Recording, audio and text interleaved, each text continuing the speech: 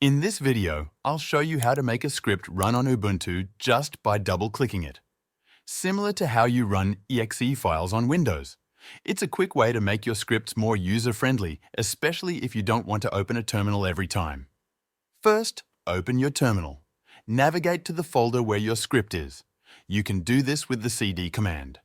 For example, if your script is in the Documents folder, type cd-documents. Now, let's make the script executable. Run this command, chmod plus x, your script name .sh, replace your -script -name .ah with the name of your file.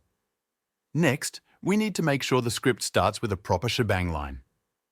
Open the script in any text editor. At the top of the file, add this line if it's not already there, #bin/bash.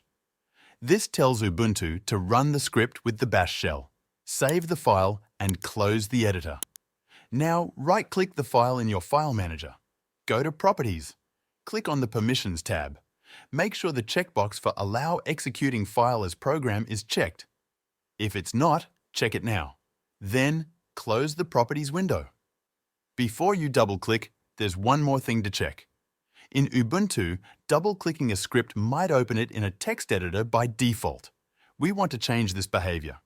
In your file manager, click on the menu at the top right and choose Preferences or Behavior depending on your version. Look for an option that says something like Executable Text Files or What to do with executable files. Set it to Ask each time or Run them. Now go back to your script. Double-click it. If Ubuntu asks you what to do, choose Run. Your script should now run just like an exe file does on Windows. You only need to do this setup once per script. After that, running it is as easy as a double-click. That's it. Now you can run your own shell scripts quickly and easily. Thanks for watching.